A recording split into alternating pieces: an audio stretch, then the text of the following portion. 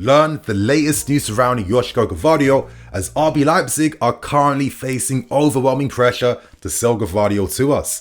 To move on, let's discuss the updates on Romeo Lavia, and we talk Abu Dhabi training sessions to learn the latest news surrounding players returning back to fitness, plus much more. So I hope you guys definitely enjoyed today's video. Get involved in the comments and hit that like button too. Before we get into anything though, let me get one big plug out of the way first. There is a new episode on the Last Man Standing series on BetVictor's YouTube channel. I'm going to play you guys a brief clip now. I do think Phil Foden's an incredibly talented player, and for me, he has to start in the England team. Hearing Gareth Southgate come out the other day and say, oh, he doesn't play through the middle for his club.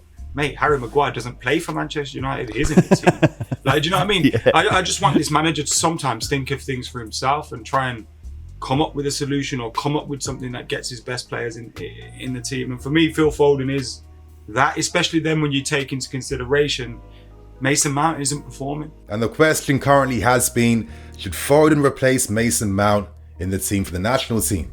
Now, you know what, on one hand, I can definitely understand why, Southgate has made that decision to drop Mason Mount from the team. In that sense, he wants to offer that creative license to someone like a Jude Bellingham, who is very blessed technically. Let's not doubt things or get things wrong. But for the sake of having midfield balance, you need someone on the right hand side that can put in that dirty work, that can cover the ground, that can offer the press to the midfield too. And this is what the experience of a Jordan Henderson brings to the national team. So currently, Bellingham has taken Mason Mount off that 8 role for the national team.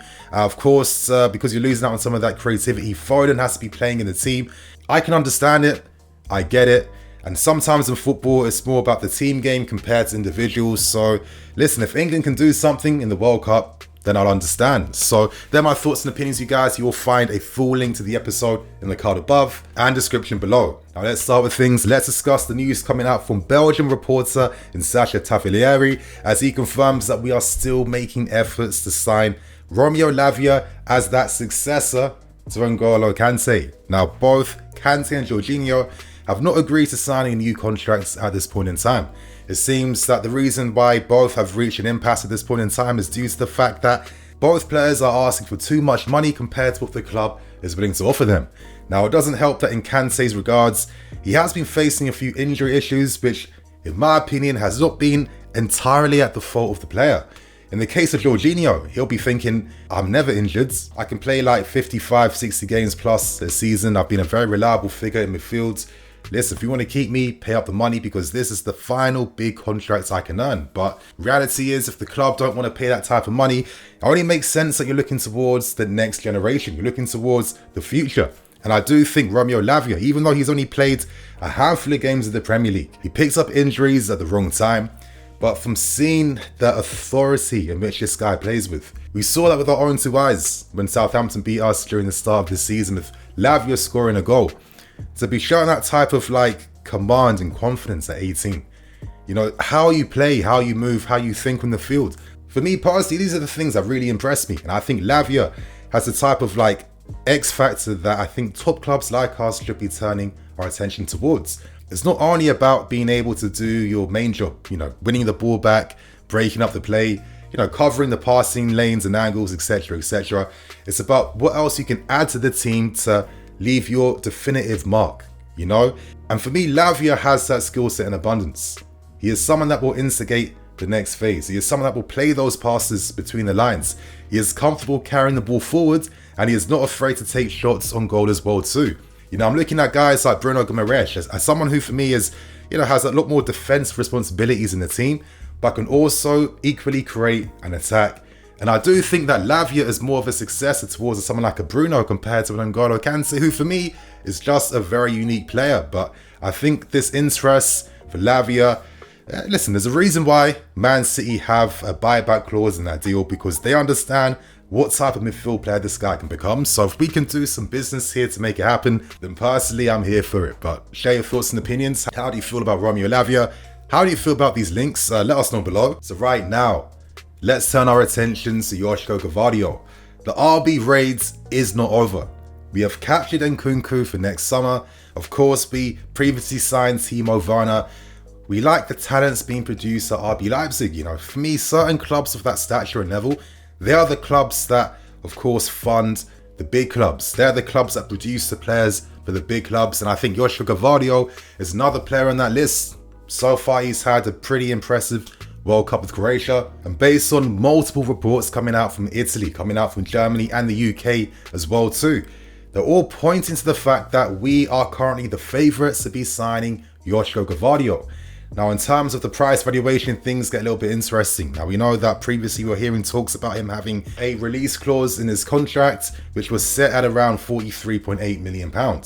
Well, it seems like that might not be the case at this point in time. It's believed that RB Leipzig would command a lot more money, and it feels like the price in which they would sell Gvardiol was in that region of between 70 to 80 million euros. So it makes a lot of sense. We made a crazy last minute bid offer for him before the transfer window actually closed, so I can't imagine that Gvardiol, especially after signing contract extension terms, they wouldn't have reworked the contract to take away that release clause, because he'd be signing for a bargain fee and discount. And clubs like RB Leipzig, this is how they profit and make their money, by selling their star players. So Gvardiol is most definitely of interest, and I want to focus on a report that came up from Corriere dello Sport, where they actually reported that RB Leipzig are facing overwhelming pressure from us to sell Gvardiol, and it seems like all the pressure, all the advanced talks and the constant negotiation will work in our favour. Gvardiol may not be a Chelsea fan, as a kid growing up he supported Liverpool, but he does have professional aspirations, and currently, we're able to entice and show to young players that we are the club you want to sign for, to not only meet those professional needs of yours, but also to be one of the very best players you can be in world football. So Gvardiol seems like could be the next one on the list, you guys. How are you feeling about this news?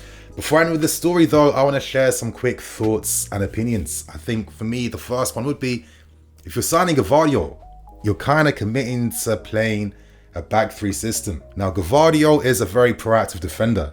He's kind of similar to Fofana, where these guys will leave their defensive line. They will engage further up the field. They win their duels. They're very physical. They're very good 1v1. He doesn't sit back and soak up pressure. He plays on the left-hand side for RB Leipzig, playing in that Cucurella role where he has a license to break forward into the opposite half, where this is where he really shines and excels. We're seeing a lot more of a conservative Gvardiol playing for Croatia at the World Cup, but playing for Leipzig, he has that freedom and expression to go forward in the final third, and I think this is what really separates him from most other defenders, because he is kind of like a fullback and defender in one. So I can understand why we turn our attentions to a player like this, but at the same time, I have to discuss Levi Colwill now. Now, this is a guy that plays a very similar role to Gvardiol. I think in terms of the style in which they play with, I think they're pretty much identical. And my thing is Gvardiol necessarily worth 80 million more compared to using Levi Colwill, who's now just broken into that Brighton team, putting in two very impressive performances versus Villa and Arsenal. And Brighton fans are understanding the type of talent they have at their disposal. I mean, this is someone who is 19 years old, who is left-footed, who is tall, who has that ability and talent. So I don't know, considering that money could be spent elsewhere in the team to really improve much needed positions we have to see.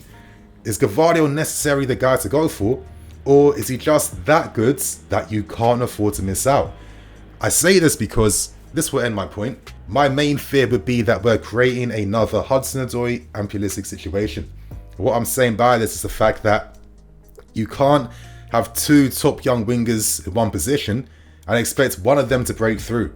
It's more likely that both of them will fail, because you have to put your eggs in one basket. You have to commit that game time to young players under 24 who are still developing, learning and improving.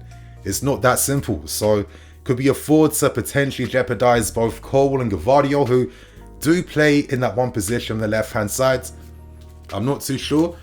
But I'd have to pose this question to you guys. I mean, how do you feel? Do you think that Gvardiol is the guy to go for? Or do you think that it makes more sense for us to just commit and stick with Levi Colwill instead? Let us know below. So right now, let's end things by discussing the latest news surrounding our warm training sessions taking place in Abu Dhabi.